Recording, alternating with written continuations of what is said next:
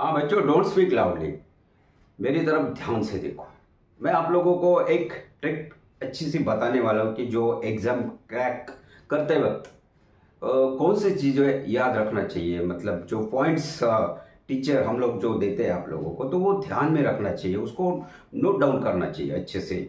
और जिस वक्त हम एग्ज़ाम हॉल में जाते हैं और उस वक्त जो प्रश्न पत्रिका मतलब जो क्वेश्चन पेपर जो मिलता है, तो उस वक्त हम टाइम वेस्ट नहीं करना चाहिए। जो सवाल हम लोगों को आता है उसके ऊपर टिक करने का, मतलब मार्क करने का, उसको पहले सॉल्व आउट करने का। फिर उसके बाद जो टाइम बचता है वो टाइमिंग में जो बचे हुए क्वेश्चन है उसके आंसर हम लिख सकते हैं, तो हम हमारा टाइम बच सकता है, आप लोगों का टाइम बच सकता है। और दूसरी बात, जो भी कोई सब्जेक्ट है आपको दिक्कत आ रही, तो वो सब्जेक्ट के बारे में एक हम लोगों के पास एक ट्रिक है। वो ट्रिक ऐसे है कि एक स्टोरी लाइन बन जाती है, तो वो स्टोरी को याद रखना चाहिए।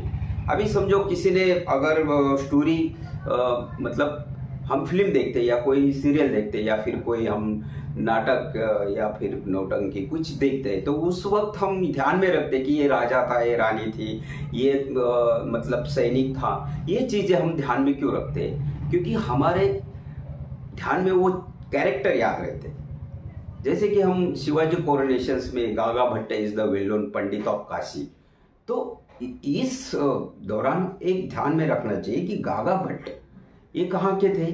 तो well known pandit of Kashi, वो काशी से आए थे जो राज्याभिषेक करने के लिए शिवाजी महाराज का महाराष्ट्र में आए थे। तो ये सब्जेक्ट का एक कनेक्ट होता है हर चीज़ का।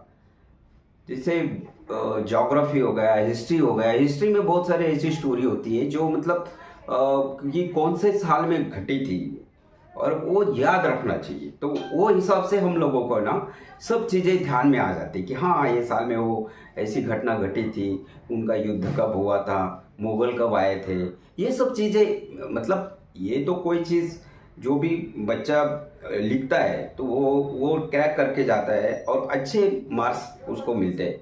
तो बाकी बच्चों को क्यों नहीं मिलते? इसका रीज़न एक ही है, आईक्यू सबका सेम होता है। ऐसा नहीं कि उसको भगवान ने ज़्यादा दिया आपको कम दिया, लेकिन ध्यान देने का जो अपना तरीका होता है, जो ऑब्जर्वेशन करने की जो अपनी क्षमता होती है, उसको बढ़ाना चाहिए।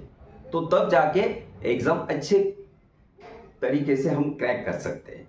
और ये जो टिप्स हम लोग देते हैं आप लोगों को, तो उसको ध्यान में रखना चाहिए। और उस चीज़ को हमेशा हमेशा जब भी आप रिवीजन करते हो ना हर चीज़